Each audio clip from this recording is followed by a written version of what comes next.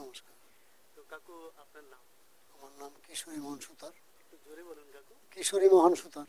আচ্ছা, এখানে ঠিকানাটা বলুন। এখানে ঠিকানা মধ্য আন্দামানে, আন্দামান, মধ্য আন্দামান, গ্রাম ধর্মপুর, ধর্মপুর, বেটাপুর পোস্ট অফিস, থানা। থানা রংপুর। হ্যাঁ। এই কোনটায়? বিলিগঞ্জ থানা? না, আমাদের রংপুর থানা। আচ্ছা, ঠিক আছে। বিল্লিগঞ্জটা আলাদা। আচ্ছা আচ্ছা আচ্ছা, তাহলে দেশ বাড়িতে কোথায় বাড়ি ছিল? দেশ বাড়িতে আমার বাড়ি ছিল বরিশাল জেলায়, হ্যাঁ হ্যাঁ, ভোলা সাব ডিভিশন। ভোলা সাবডিভিশন। হ্যাঁ, দৌলতকা থানা, দৌলতখান থানা, গ্রাম চরমুশি। চরমুশি গ্রাম। হ্যাঁ। এবার ছোটবেলার জীবন কাহিনী বলুন। ছোটবেলার জীবন কাহিনী একেবারে ছোটবেলার গুলো তো আর জানবো না, হ্যাঁ, মানে যখন থেকে একটু মনে চলতে আছে। মনে আছে তখন। তাই বলুন। গ্রাম কাহিনী, যেখানে আমরা ছিলাম, আমাদের বাড়ির কাজ ছিল আমাদের বিড়ি বান্ধার কাজ, অন্য বিড়ি কিছু বাঁধার না, কাজ। বিড়ি বান্ধা। কারিগরও ছিল, আর ওই 8জন কারিগর থাকতো, আর নিজেরা বিড়ি বাঁধতে। এই করে বাবা তখন এই বিড়ি নিয়ে যাইতেন বরিশালে। বরিশালে আমরা বেড়ে নিয়ে বরিশালে, যেত। হ্যাঁ, বরিশালে নিয়ে যেতাম। তারপরে আমরা তো ওই খেলাধুলা আর স্কুল না যাওয়ারই নাম মতো, মানে যা গেছি তাতেও কোনো কাজের যাওয়া না। আচ্ছা, হ্যাঁ, সেই এমনি, তার জন্য যে কোনো লেখাপড়া বা কিছু তাও জানি না। তো হ্যাঁ, আপনি বাবার সাথে বিড়ি বানাতেন কি ছোটবেলায়? আমি বিড়ি টিড়ি বানাইতাম, আমরা কাজ করতে।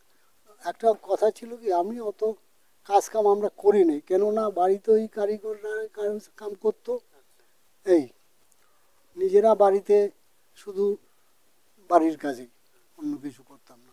তাহলে স্কুলে তো যেতেন না, তো কি করতেন ছোটবেলায় এমনিতে? কোথায় কোথায় ছেলেপেলের সঙ্গে দৌড়ে যাবে, কোন জায়গায় তাল গাছ আছে, তাল পড়ছে, চলো তাল, তাল ঠোয়াবো, এ করবো সে আচ্ছা, করবো। হ্যাঁ হ্যাঁ এগুলো তো দেশ বাড়িতে ছিল, হ্যাঁ হ্যাঁ। দেশ বাড়িতে ছিল এগুলো। তো তালগুলো নিজের বাগানে না অন্যের বাগানে?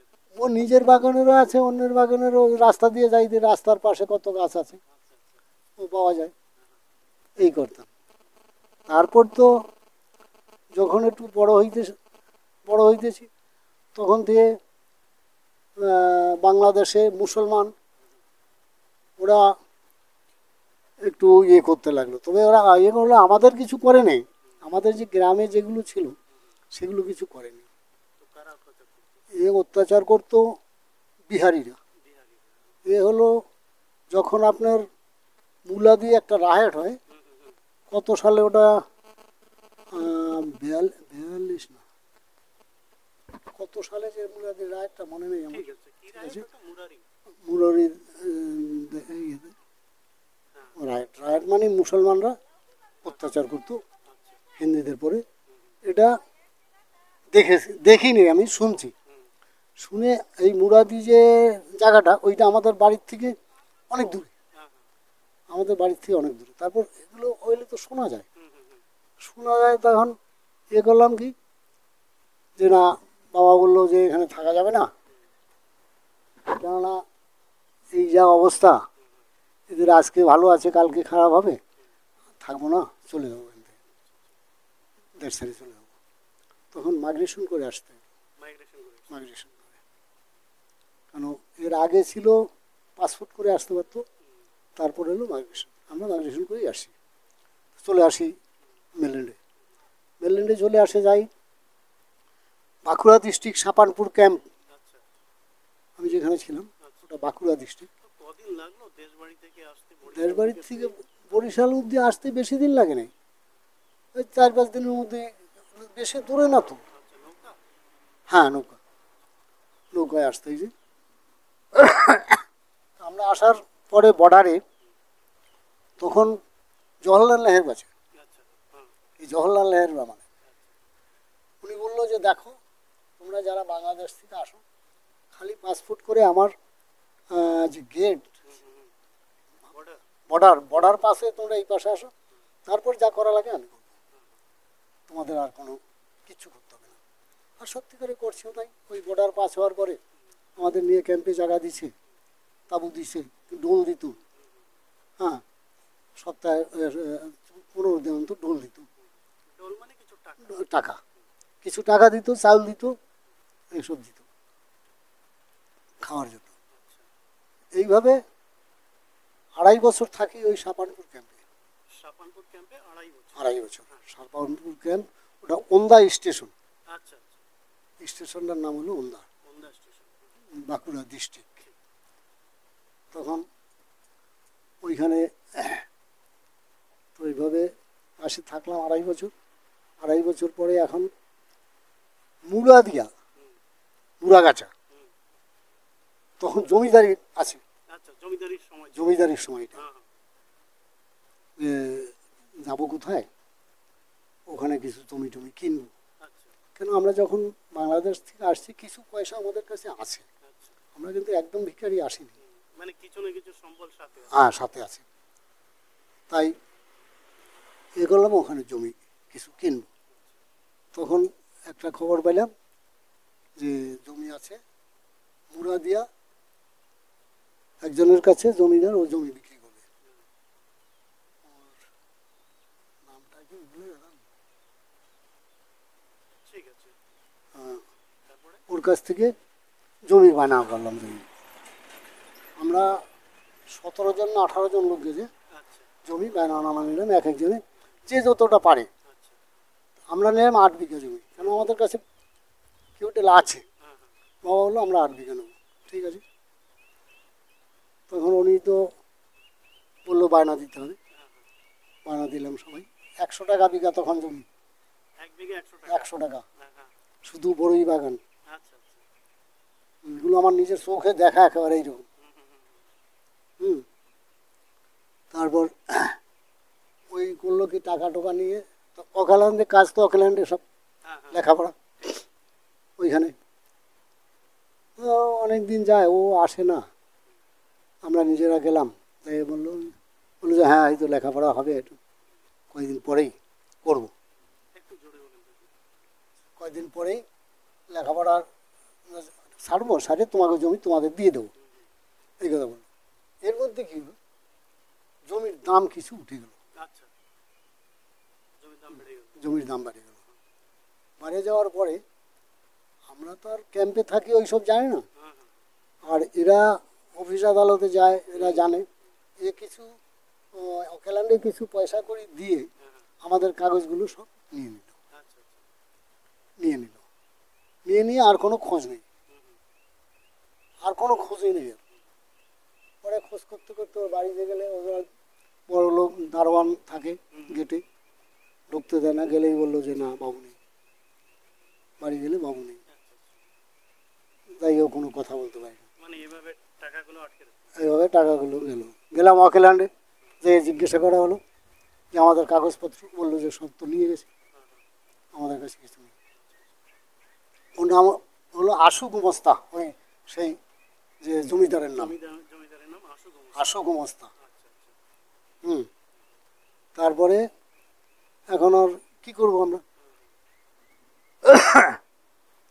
ওই সব খবর টবর নিয়ে কোনো জায়গায় একবার চৈত্রি মাসে আসে, বলে চলো তোমরা যাবে। আমি বললাম যে দেখো এই তো চৈত্রি মাস, ঘরের থেকে কেউ বেরোয় না। তারপরে এখন যাবো ওই চৈত্রি মাসে, জমি রেজিস্ট্রি হয় নাই, রেজিস্ট্রিটা হয়ে যাক তারপরে আমরা যাব। কিন্তু এটা দিল আমাদের ধোকা, এইটা বলেই ও করলো কি আর চলে গেল। আচ্ছা। চলে গেলো যে আর কোনো খোঁজই নেই, হ্যাঁ হ্যাঁ। কোনো খোঁজ পাই না। 1 বছর যায়, 2 বছর যায়, ও হয় না, 2 মাস যায়, 4 মাস যায়। তখন ইয়ে করলাম যে কী করা যাবে, এইভাবে তো আর হলো না, এই জমিটা তো গেল, টাকাও কিছু গেল। তারপরে বাবা বললো দেখি অন্য কোথাও জমি পাওয়া যায় নাকি। অন্য কোথাও পাওয়া যাবে ওই ইয়ে উড়িষ্যা, বিহার, মধ্যপ্রদেশ, ওই জায়গায় যাওয়া যাবে না, ওই জায়গা ভালো না, ও লাল মাটি, আর বাঘ ভালুকের ভয়, ওখানে যাওয়া যাবে না। এখন ডাক শুরু হলো যে মানে কিরা ক্যাম্পে বসে ডাকে ডাকে। যে অমুক ডাক গ্রাম ইয়েতে এত লোক যাইতে পারবা, আচ্ছা। যার দরকার সে যাই নাম লেখায় যায়। তখন আমাদের কি একটা ইয়ে হলো, আমাদের আরও আত্মীয় স্বজন ছিল, এখানেও আছে, এগুলোর সাথে মিলেমিশে এখন এরা যেদিকে যায় আমাদের সেদিকে যাইতে হবে। তবু বাবা বলতেছে না আমি যাব না, আমি এখানেই থাকবো। হ্যাঁ, সবাই যখন যায় তখন আমরাও ইয়ে করলাম বাবার, যে না এখন সবাই যখন যায় আত্মীয় স্বজন, চলো আমরাও যাব। তাই তো বাবা রাজি হলো আন্দামান আসার। আসি আন্দামানে। আন্দামানে আসি তখন জাহাজ আন্দামান শিপ, একটাই শিপ, ওই চলে। ওইখান থেকে ডাক হলো, ডাকে আমরা নাম দিলাম। নাম দেওয়ার পরে আমাদের নিয়ে গেল ইসে খিদিরপুর। খিদিরপুর। খিদিরপুর খিদিরপুর ক্যাম্পে ওইখানে গিয়ে আমাদের থাকতে দিল। মানে এইখান থেকে উঠে নিয়ে ওইখান থেকে শিপে নিয়ে যাবে। হুম, খিদিরপুর থাকে, খিদিরপুর থেকে শিপে নিয়ে আসে। 1 সপ্তাহ লাগে শিপে আসতে। হ্যাঁ, তখন এমন অবস্থা, শিপও বেশি বড় না, ছোট শিপ, খুব অসুবিধা হলো আসতে, ঝড় বাদল হালপা, খুব অসুবিধা। আসলাম, আসে আমাদের তখন ব্রেক হয় না, এখানে যে আসবো ব্রেকটা আমার হয়নি। আমাদের নামাইলো কোথায়, পড়লো আর ইসে রোস আইল্যান্ড। রোস আইল্যান্ডে থাকি আমরা 5 দিন। রোস আইল্যান্ড কেন ঘর হয় নাই, ওই রোস আইল্যান্ড থাকি। আর রোস আইল্যান্ড এখন তো কোনো লোকই যেতে দেয় না। হুম, ওইখানে থেকে ওখানে আমাদের খাওয়া দাওয়া সব কিছু ওইখানেই করলাম। 7 দিন পর্যন্ত ওইখানে থাকলাম। তারপরে আমাদের নিয়ে আসে, ব্রেক হয়ে গেছে, নিয়ে আসে। নিয়ে আসার পরে তখন রাহা সাহেব, এই আন্দামানে লোক আনে রাহা সাহেব। হ্যাঁ, রাহা সাহেব উনি এই পাটোয়ারির থেকে ডিসি অব্দি উঠে গেছিল। হ্যাঁ, পাটোয়ারির থেকে ডিসি অব্দি উঠে গেছিল উনি, রাহা সাহেব। রাহা সাহেব না হলে আন্দামানের লোক আনতে পারতো না, এরকম। তারপর তো উনি আনে দিল এখানে। জঙ্গল আর জঙ্গল, কিছু দেখি না, রাস্তা নাই, ঘাট নাই। জমির ওই মাথায় যাইতে হলে গাছের পর দিয়ে যাওয়া যাবে, সব গাছ ফেলানো, ফরেস্টার কাটে কেটে রাখছে, বড় বড় গাছ, সেগুলো ওইভাবে রাখছে, ওর উপর দিয়ে যাওয়া যাবে। রাত্র হলে দেখায় না কিচ্ছু, রাত্র হলে বাইরে যাইতে ভয় লাগে, কি পাখি যে ডাকে না কিসে ডাকে, ভয় লাগে, এরকম। এইভাবে থাকলাম কিছুদিন। থাকার পরে তখনও আমাদের ইচ্ছা, বাবার কথা আর থাকবো না, চলে যাব। বাবা রাহা সাহেবরা জিজ্ঞাসা করলো, আপনি বলেন আমার যে আসতে ফ্যামিলির কয়টা টাকা লাগছে, সেই টাকাটা আমি দিয়ে দিয়েছি, আপনি আমার আবার পার করে দেন, আমি থাকবো। এভাবে বলছিল বাবা, রাহা সাহেবরা বললো। কিন্তু রাহা সাহেব বললো, না এত ব্যস্ত হইও না, আসছো দেখো ঠিক হয়ে যাবে। আসল কথা হলো যদি দিবি না, এইভাবে লোক এখান থেকে ছাড়বে না। এইভাবে আটকা রইলাম। যদি কলকাতায় যাব 3 জন সাক্ষী লাগবে, আমি যাব, কবে আসবো কি না, কোথায় যাব, সব লিখিত দিয়ে দিতে হবে, এইরকম ছিল। তো যাই হোক, এইভাবে আসলাম আন্দামানে, থাকবো না, চলেই যাব। আমাকে 10 বছর পর্যন্ত আন্দামানে এইভাবে রয়েছি। 10 বছর পরে আরবিডি আসে, 10 বছর পরে আরবিডি আসে। ওনারা আসার পরে কিছুটা ইয়ে আসলো, তখন ওর মানে লোক বাড়ি গেল, এরা 300 ফ্যামিলি আসছে। হুম, আর আমরা এখানে আছি 80 ফ্যামিলি। হ্যাঁ, আসার পরে কিছুটা লোক বসে গেল যে না, আর কোথায় যাও, আর পারও করে না, এক শিব ছাড়া তার উপায় নেই। এখন তো পয়সা হলে এখনও যেতে পারি, পয়সা হলে এখনও যাওয়া যায়, প্লেন আছে, এ আছে। আর তখন তো তা ছিল না। এইভাবে আন্দামানে রয়ে গেলাম। দিল জমি,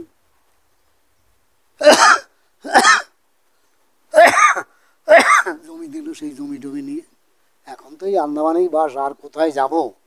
আন্দামানে আসে ধান চাল কি করে করলেন? ধান চাল আমাদের তো এরকমও দিন গেছে না খেয়ে গেছে। কেন? পকেটে পয়সা আছে, খাবার নেই। খাবার নেই কেন? একটাই জাহাজ, ওই জাহাজে যদি মাল আসে তাই যদি ভাগে কিছু পাই তাই, না তো না। এমনকি যে ডাল সিদ্ধ করে খাবে নাই, নাই, কিচ্ছু নেই, কোনো কিছু খাবার মতো কিছু জিনিস নাই, খুব অভাব, খুব অভাব। পকেটে পয়সা আছে, না খেয়ে আছে।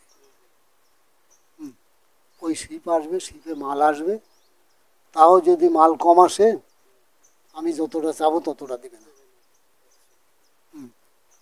হয়তো আমি চাইলাম 10 কেজি, দিল 5 কেজি, এরকম হয়তো। যাই হোক, এই করে করে করে করে এখন নিজেরা জমি করবো কীভাবে, মোষ গরু তো কিছু নেই এখানে, শুধু জঙ্গল। জমি দেওয়ার পরে কোদাল দিয়ে খুশি খুশি ধান লাগাইলাম। সে রাখা যায় না, হরিণ শুয়োর খাইয়ে যায়, এত বেশি? এত হরিণ। দিনের বেলাও দেখা যায় হরিণ। হরিণ শুয়োরে ধান খাইয়ে যায়, হয় না। তারপরে আস্তে আস্তে আস্তে আস্তে কিছু হরিণ শুয়োরের জন্য ঘেরা দাও, ঘেরা দিতে হবে। হ্যাঁ ঘেরা দাও, ঘেরা দিয়ে কুবাইয়া টুবাইয়া জমি করো। তারপরে ইয়ে করলো, সরকার থেকে আমাদের হালের মোষ দিল। সরকার থেকে মোষ দিল? হ্যাঁ, ওরা নিয়ে আসছে, ওই দিক থেকে নিয়ে আসে, এক জোড়া করে মোষ দিয়েছে। আচ্ছা আচ্ছা। ওই দিয়ে হাল টাল চালায়ে তারপর জমি করে, জমি করে ওই ধান টান। তখন তখন আর খাওয়ার অভাব নেই একবার আমাদের, ধান হয়ে গেলে আর খাওয়া আর খাওয়ার অভাব নেই। আর ধানও ওখানে আন্দামানে ফসল ফলতো ভালো। সবজি কেমন হতো? সবজি কোনো জায়গায় কোনো একটা বিচি লাগাইলে সেতে মানে কিছুদিন পরে দেখা যাবে সবজি সবজি এইরকম, এত ভালো মাটি? এত ভালো মাটি। একটা কুমড়া গাছ লাগাইলে যদি গাছটা এইখানে দাঁড়িয়ে গেছে, অত শুধু কুমড়া গিটে গিটে এরকম ছিল তখন। আর এখন তো কিছু হয় না, এখন হয় না কিছু, কি হয় এখন? তো তখন আপনারা এত কষ্টে ছিলেন, তো আপনাদের অবসর সময় কি করতেন? অবসর সময় কোনো কিছু করার নেই, ওই বসেই থাকি। আচ্ছা। একবার চাষ, শুধু একবার ধান কাটা হয়ে গেল, এইবার আর কোনো কাজ নেই। কোনো যাত্রা, কোনো হ্যাঁ, আনন্দ? ওইগুলো যখন ওইখানে বাসন্তী পুজো হইতো শান্তিপুরে, হ্যাঁ, হ্যাঁ, ওইখানে যাত্রার দল টল করতাম। তা তখন তো আর ওই রাস্তাঘাট নাই, জঙ্গলের মধ্যে তো সব, সব জঙ্গলের ভিতরে? সব জঙ্গলের ভিতরে নিজেরা নিজেরা। সেই ওই পূজা পূজা হইতো এখানে, বাসন্তী পূজা, ওখানে যাইতাম, যাই হয়তো গান বাজনা একটু করতো। সবাই তো সেরকম না। আর তখন যাত্রার ইয়ে ছিল, এখন তো যাত্রা নেই, এখন যাত্রা উঠে গেছে? এখন যাত্রা উঠে গেছে। আর তখন যাত্রাই হইতো, এইসব এই ড্যান্স ফ্যান্স এগুলো হইতো না, এসব ছিল না? না, এসবগুলো ছিল না। তাই এই করে করে করে করে আন্দামানে এখনো এই পর্যন্ত আছে। আছেন তো? এই এই যে দেশ বাড়িতে যে সমাজ ব্যবস্থা কেমন ছিল আপনাদের দেশ সমাজে? বাড়ির সমাজ ব্যবস্থা বললে তো অনেক রকম। দেখেন, দেশে একটা গ্রামে সমাজ ছিল, হ্যাঁ, আমরা তাতে যে কয়টাই লোক থাকি, 12 জাতি থাকি আর 13 জাতি থাকি, একটা সমাজ ছিল। সমাজে ওই 10 জনের যে মাতুব্বর হ্যাঁ, হ্যাঁ। বানানো হয়েছে, সে যা বলবে তাই হবে। হ্যাঁ, ওটা ছিল দেশে। দেশ সবাই একজনের কথায় আরেকজনের শুনতো, মানতো। মানত? কিন্তু এইখানে তো সেই মানা নেই, এখানে সবাই মাতুব্বর। সবাই মাতুব্বর। আমি আমি আসছি, ছেলে বসে আছে চেয়ারে, আমি ওখানে দাঁড়িয়ে আছি, ছেলে বসে আছে, আমারই ছেলে, ছেলে বসে আছে, আমি দাঁড়িয়ে আছি।